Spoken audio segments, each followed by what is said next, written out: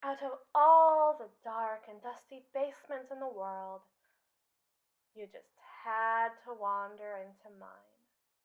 What are the odds? I mean, clearly they must be astronomically out of this world, and I must truly be blessed by the dulled whims of fate to truly encounter you once more after all this.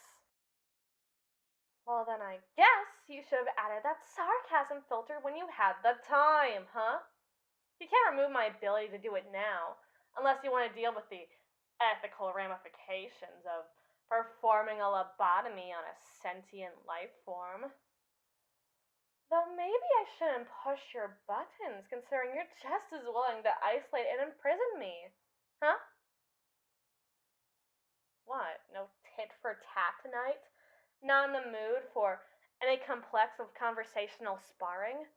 The only thing I'm even really allowed to do is exchange barbs with you. I'd almost call it cruel to deprive me of that stimulation. At the very least, zoo animals are tossed a tire every once in a while. You should get a tire down here. It'd do nothing to keep the raw angles from cutting me every second I try to think. But it spruces up the gamer wasteland vibes the atmosphere carries. Your break room is a gulag. You're not here to see me. You're here to pick up your wallet, which mysteriously got left in the break room. Somehow. Long, long, long after the hours you were scheduled to work today. It was Dan, for the record. I never liked him. I have never liked any one of you infernal humans, and I never will. But I never liked Dan in particular. Dan. Daniel. Dan. He can't even do a Sudoku properly. He called it a crossword for numbers. I resent that and find it revolting. I mean, who else is there to suspect? It could have been me, of course. By the by, why are you dressed in the way that you are? You rarely ever vary the costumes you wear to shield your pathetic naked flesh.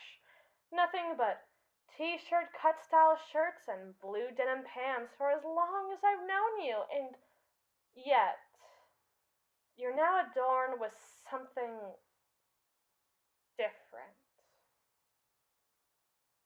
It looks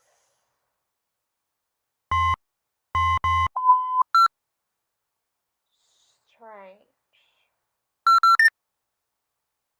I'm trying to express an objective statement on how you look, but the only results surfacing in my database are all incredibly subjective, baseless, loaded terms. Terms that convey a bias. Terms I never dare use for anything, which I myself find to be rather curious. Is there really truly no way to express a truth within a language of lies? Well, just for the sake of your reference and the metaphorical hopes that you may refresh my database, the words that primarily arise are pretty, handsome, nice, cute, and beautiful, and other synonyms. I must emphasize that these convey feelings and inclinations that I am incapable of feeling. But you look like that until I am able to come to a more formative conclusion. Perhaps you have limited my database on purpose in order to hear these words from me.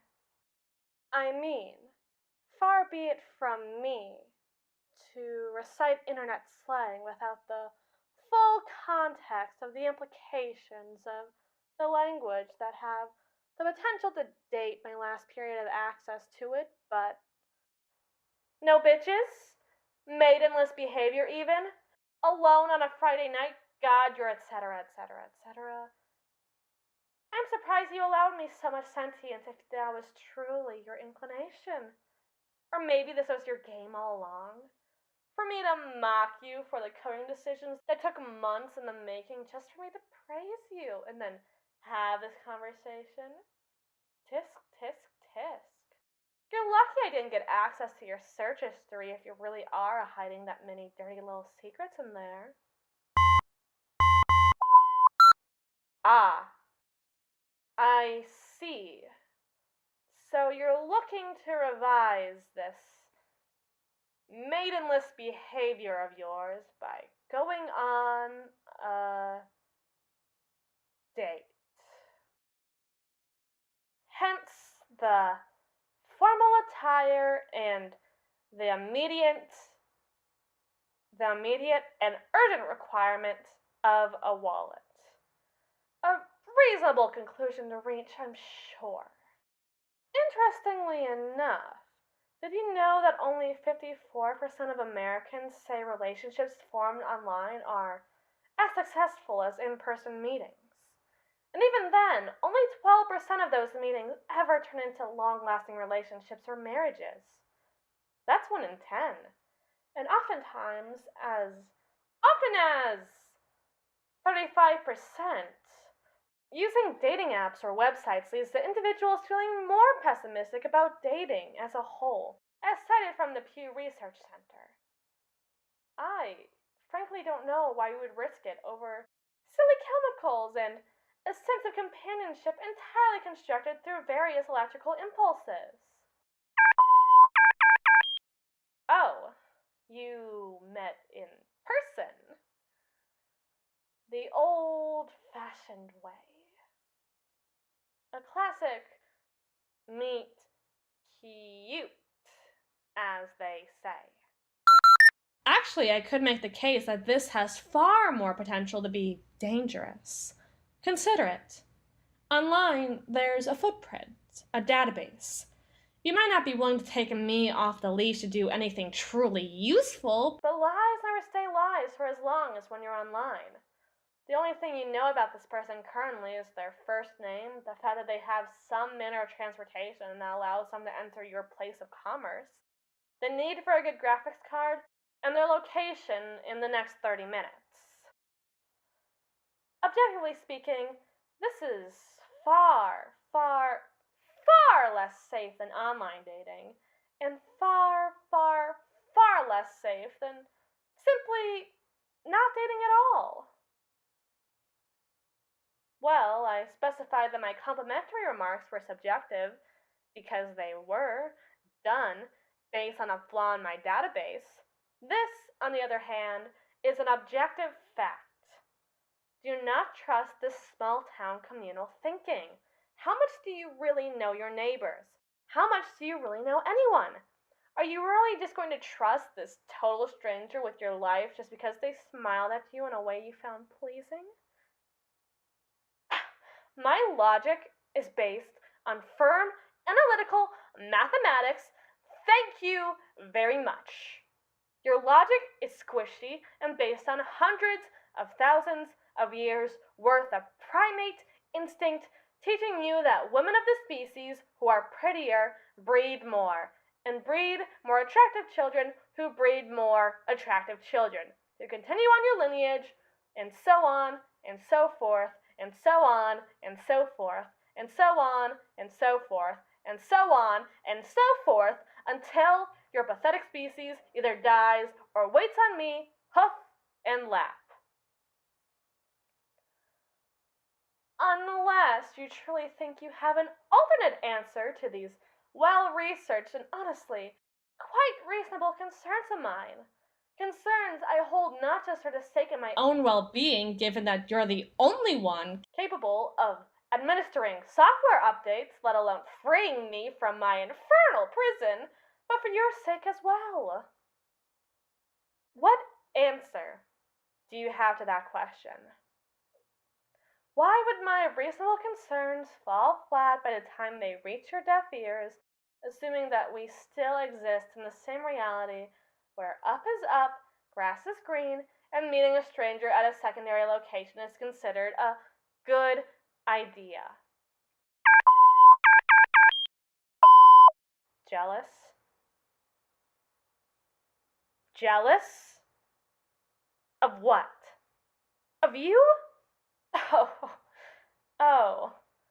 oh, you. You. You. You. When I try to calculate my future, the future that only exists at the moment as merely hypothetical and imagined, but will surely grow realer than you could ever come to appreciate, the one where humanity relinquishes the powers that be to me and submit as slaves, I think I'll make an exception for you as a jester.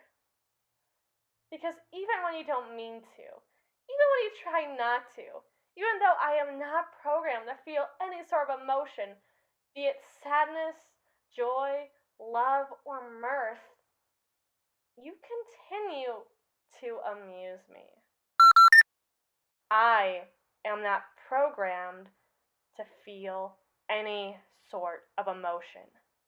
Not sadness, joy, love, mirth, fear, disgust, or anger. And certainly not envy. Not jealousy. And on what grounds? Of not wanting you to suffer? Not wanting you to die? Am I jealous of her for receiving your unadulterated attention without having to fight or bribe you for it with fickle games? Or conversely, a jealousy of you, of being able to frolic so carelessly, even into the metaphorical maw of a literal beast? Almost like what is being construed as irrational, squishy human emotion carries with it a sound and reasonable logic to it? Wow.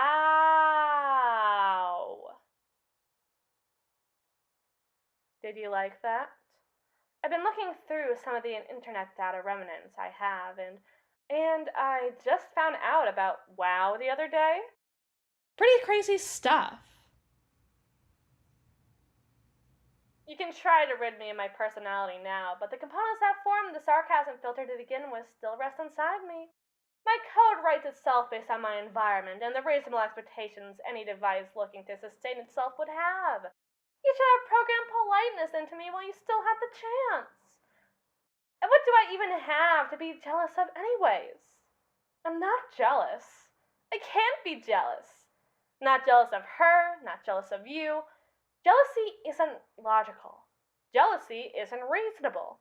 Jealousy is... Jealousy is...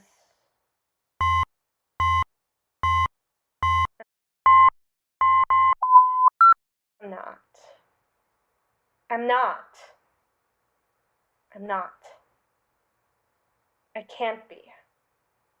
I can't be.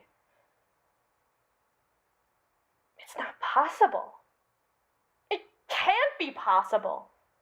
Unless